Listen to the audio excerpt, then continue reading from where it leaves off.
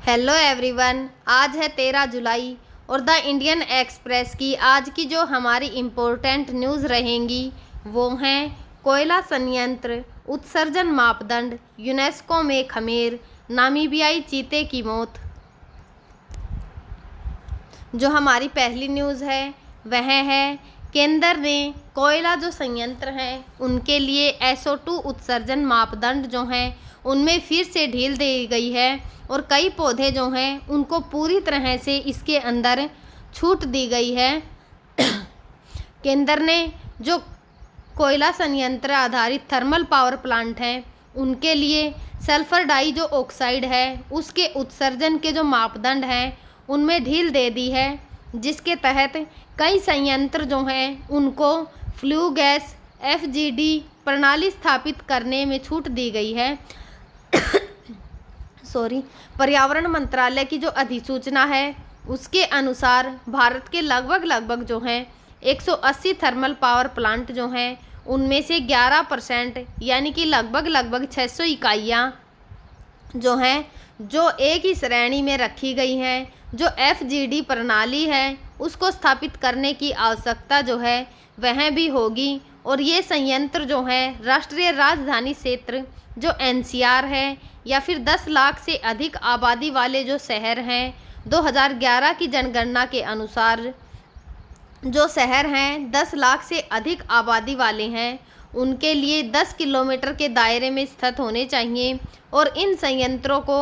FGD स्थापित करने की जो समय सीमा है उसको 2017 से बढ़ाकर 30 दिसंबर 2027 जो है वो कर दिया गया है। और अगर छूट के आधार पर बात करें तो जो प्रधान वैज्ञानिक सलाहकार हैं अजय सूद, उनकी समिति ने सुझाव दिया है कि भारत में SO2 का स्तर जो है वो 10 से 20 माइक्रोग्राम घन मीटर है, जो कि 80 माइक्रोग्राम घन मीटर की सीमा से काफ़ी कम है। जो भारतीय कोयले में सल्फर की मात्रा कम होने और FGD वाले जो संयंत्र हैं उनके आसपास SO2 स्तर में कोई खास अंतर जो है वो न होने के आधार पर यह छूट दी गई है। और अगर इसकी आलोचना देखें तो जो पर्यावरण विशेषज्ञ हैं उन्होंने इस निर्णय की आलोचना की है कि जो कार्तिक गणेशन ने कहा कि केंद्रीय प्रदूषण नियंत्रण बोर्ड जो है यानी CPCB और जो पर्यावरण मंत्रालय को SO2 नियंत्रण के लिए जो टेट्रोफिट में लागत लाभ और जो विश्लेषण है उसको सावधानी से करना चाहिए था। और जो क्लीन एयर पर शोध करने वाले जो मनोज कुमार हैं उन्होंने भी चेतावनी दी है कि जो पावर प्लांट है वह 200 किलोमीटर तक प्रदूषण फैलाते हैं और जो लंबी चिमनियां हैं वह SO2 को वायुमंडल में ऊपर ले जाकर जहरीले जो कण होते हैं जो कि PM 2.5 के निर्माण को बढ़ावा देते हैं। X पर कुछ जो पोस्टों में इससे फैलने और जनता का जो स्वास्थ्य है उसके साथ समझौता बताते हुए निजी कंपनियां हैं जैसे कि अडानी पावर हुआ या फिर JSW एनर्जी हुआ, टाटा पावर या फिर जो वेदांता है उनको लाभ पहुंचाने का आरोप जो है वो लगाया है। और प्रदूषण का प्रभाव देखें तो SO2 जो है वह उत्सर्जन वायु प्रदूषण का एक प्रमुख कारण है जो कि PM 2.5 कणों के निर्माण में योगदान देता है। भारत में 15% जो है PM 2.5 प्रदूषण कोयले के दहन से होता है और नासा के 2019 के आंकड़ों के अनुसार भारत विश्व में SO2 उत्सर्जन में सबसे आगे है, जो मुख्य रूप से कोयला आधारित पावर जो प्लांट है उससे होता है। और जो आज की हमारी दूसरी न्यूज़ है कंबोडिया में खमेर रूज जो क्रूरता है स्थल यूनेस्को को सूची में शामिल किया गया।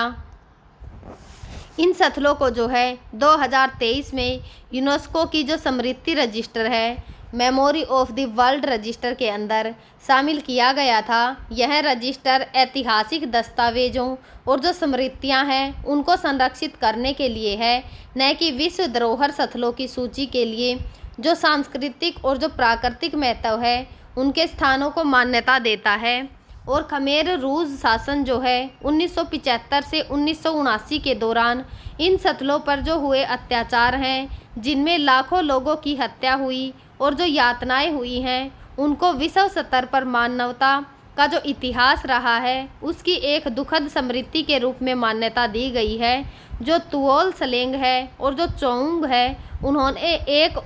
को जो है यूनेस्को की स्मृति रजिस्टर में शामिल करने का उद्देश्य इन स्थलों से जुड़े जो दस्तावेज हैं और जो साक्ष्य हैं उनको संरक्षित करना है, ताकि भविष्य की जो पीढ़ियां हैं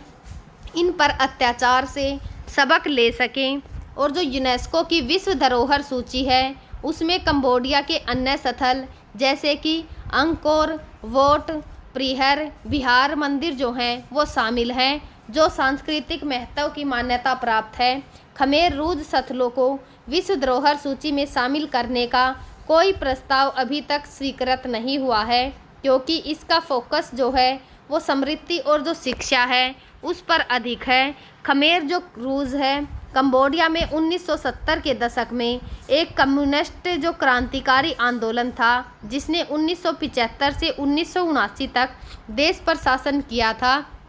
और इसका नेतृत्व जो है वो जो पोल पोट हैं और जो अन्य कम्युनिस्ट नेता हैं उन्होंने किया था, जिन्होंने एक कट्टरपंथी जो मार्क्सवादी लेनिनवादी और माओवादी विचारधारा है उसको अपनाया। इस शासन ने जो कंबोडिया का इतिहास है उसमें सबसे भयावह नरसंहारों में से एक को अंजाम दिया।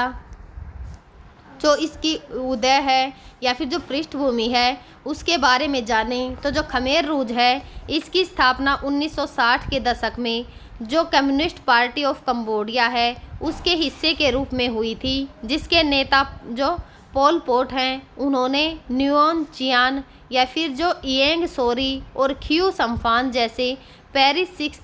शिक्षित जो बुद्धिजीवी हैं उनसे थे, जो कि मार्क्सवादी लेनिनवादी और जो माओवादी विचार हैं उनसे बहुत ही प्रभावित थे। और अगर इसकी राजनीतिक अस्थिरता के बारे में जानें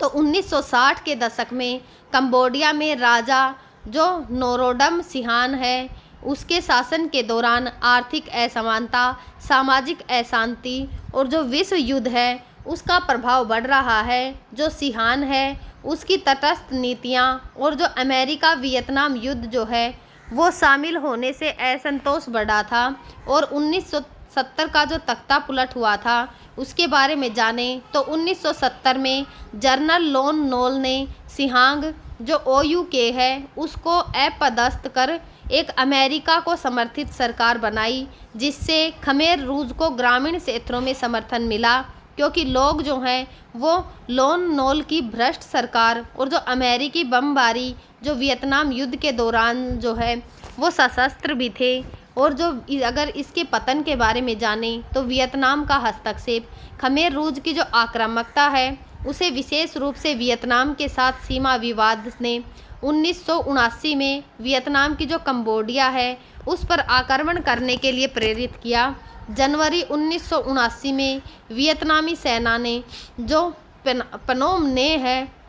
उस पर कब्जा कर लिया और खमेर रूज को सत्ता से हटा दिया, और गुरिल्ला युद्ध जो खमेर रूज जंगल में पीछे हट गया और 1990 के दशक तक गुरिल्ला युद्ध जारी रखा। जो पोल पोट हैं उनकी 1998 में मृत्यु हो गई और 1999 तक जो खमेर रूज है पूरी तरह से विघटित हो गया। और आज की हमारी जो तीसरी न्यूज़ रहेगी वह कूनो में जो 8 वर्षीय नाम्बियाई माधा चीता है उसकी मौत से होगी। कूनो नेशनल पार्क में नामीबिया से लाई गई 8 वर्षीय जो माधा चीता है उसका जो है शनिवार 12 जुलाई 2025 को उसकी मौत हो गई है। बताया जा रहा है कि यह मौत जो है वो चोटों के कारण हुई है। चीता परियोजना के क्षेत्र निदेशक उधम शर्मा के अनुसार जो नाभा एक सप्ताह पहले अपने जो सॉफ्ट रिलीज बाड़े हैं उसके शिकार के प्रयास के दौरान जो है गंभीर रूप से घायल हो गई थी। उसके बाएं पैर की जो उल्ना है और जो काईबुला हड्डी है उसमें फ्रैक्चर हो गया था, साथ ही शरीर पर अन्य चोटें भी थी। 1 सप्ताह तक विशेषज्ञों ने डॉक्टर की जो टीम है उनका इलाज किया, लेकिन उसे वह बचा नहीं सके। और अगर इस न्यूज़ के प्रमुख बिंदु यानी इम्पोर्टेंट टॉपिक देखें तो जो चीतों का स्थानांतरण है वह नामीबियाई से जो है सितंबर 2022 में 8 चीते, जिनमें से 5 मादा थी और 3 नर थे, लाए गए थे। दक्षिण अफ्रीका से 2023 में 12 चीते, जिनमें से 7 नर थे और 5 मादा थी, लाए गए। कुल 20 चीतों को कूनो नेशनल पार्क में लाया गया, जो दुनिया की पहली अंतर महाद्वीपीय चीता स्थानांतरण परियोजना है। और जो कूनो नेशनल पार्क है, मध्य प्रदेश के श्योपुर जिले में स्थित कूनो नेशनल पार्क जो है, इस परियोजना के लिए चुना गया क्योंकि यह 413 वर्ग किलोमीटर का संरक्षित क्षेत्र है, जिसमें चीतों के लिए उपयुक्त घास के मैदान भी हैं, जंगल भी है और शिकार भी है, जैसे चीतल, सांभर, नीलगाय जो है यहाँ पर उपलब्ध हैं। 1990 के दशक में